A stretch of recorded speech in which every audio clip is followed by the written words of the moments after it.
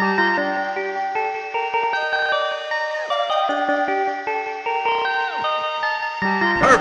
perfect, perfect,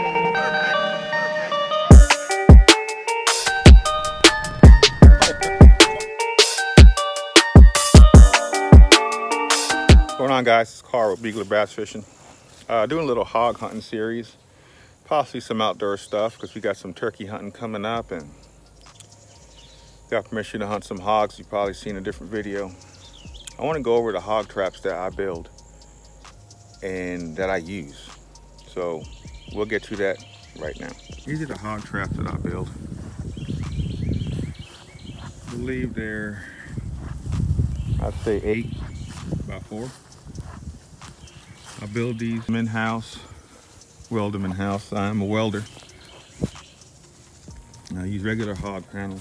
If I were to have done this again, I'd probably use no climb panels because the hog's necks get stuck in there a lot and messes it up. Simple trigger system.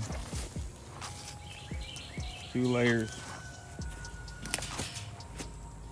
Right there, wire goes down by the corn. When they trip the wire, pulls out that wood. It's usually hanging right there somewhere, and that door comes slamming down. That's a heavy door, so you wouldn't really want to be on that. As you can see, we got our rooting and stuff back there and the property that we walked through in a previous video. So this is the hog traps we use, and you use a stink corn in there. Because a lot of times if you use regular corn, it's good, you'll get hogs. Problem is you're gonna get deer trapped in there. And the deer get trapped in there, they run amok on your trap. They bounce it back and forth. They ain't gonna break it. I'll tell you that much. They ain't gonna break the trap. But I'll tell you right off the bat, what they will do is get their head stuck and keep pounding and pounding through until they rip the skin back to their shoulders. You don't want that. It happens, but if you use stink corn in there, you use stank corn in there, you ain't gonna really get no deer. Problem is this customer has a whole bunch of wild turkeys. They go in there and they run amok and they eat all the corn.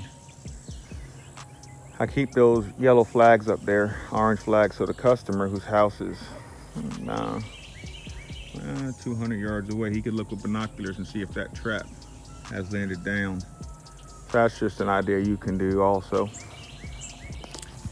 And we always keep a trail cam on it. The customer kept the trail cam on it just to see. Sometimes you get a false trap falls down. You want to see if you got a poacher or someone else messing with your trap, or a deer. Or, you know, it sucks when you want to know what the hell happened to your trap.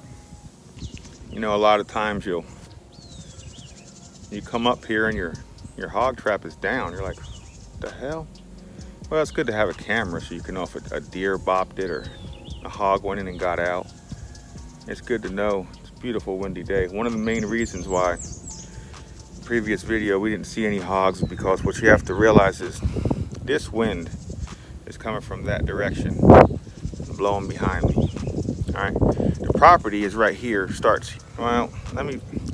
Property is here and goes back. And the problem with wind is, wind's blowing. As soon as I'm out that truck, that wind's blowing my scent that way. And them hogs are getting up and moving. So what I use is a wind indicator.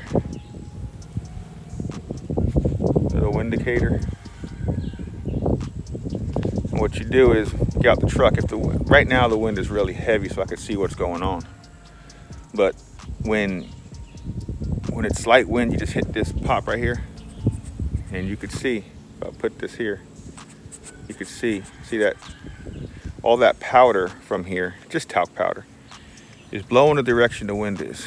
So ideally, if I really wanted to be straight up serious about handling this place and I was starving for meat and I wanted to make sure I got something today, I would have walked down to the end of that property. I would have walked down the back line and I would have got to the back of the property and I would have worked my way forward, because the problem is the wind is blowing this way. So the hogs are going to smell what's coming this way, and most likely if you're coming from that side, they're not going to smell you when you walk towards them. I have shot hogs 15 feet away. I've put the muzzle up to their neck when they were rooting because I followed my wind. You got to play your wind. All right. And this little something I carry when I come out here to look at these hogs. I always carry my 12 gauge, which is right here. 12 gauge Remington 870. And you always, it's a must. I don't care who you are. You run double aught buck. Double aught buckshot, high brass. Yeah, you could use slugs. Yeah, you could walk out there with a 30-30. Yeah, you could walk out there with my sidearm, which my sidearm is a 44 Magnum Super Black Hawk by Ruger. You could have just that. Better make sure your shot counts, my friend. You better shoot him in the head because he's gonna come at you. And honestly, I don't fall for all that be scared of hogs, this and that. I've got charged. They're full of shit. They might charge you and false charge you, but double aught buckshot's gonna throw. I don't know how many BBs it is in there. They're about that big, the BBs, and there's about 50 of them in there.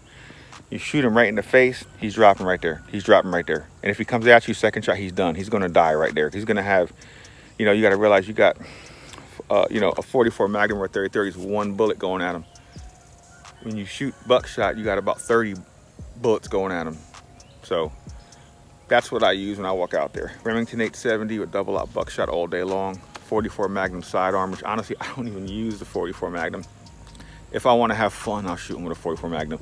It's mainly if I'm running through the woods and I fall and a pack of them come at me and I can't twist my gun fast enough from the ground, I can grab my sidearm and I could start laying it in on them. That's the main reason I carry a sidearm. And also too, in some places you got bears. So, you want to shoot a bear with a 44 Magnum, which is illegal to shoot a bear in the state of Florida by FWC law unless you have a permit or it is the season to do so accordingly, just so you know for the record. I don't shoot bear, never have I ever shot one. I follow the laws of FWC and I follow my hunting laws. I'm on private property, you can hunt hogs all year long.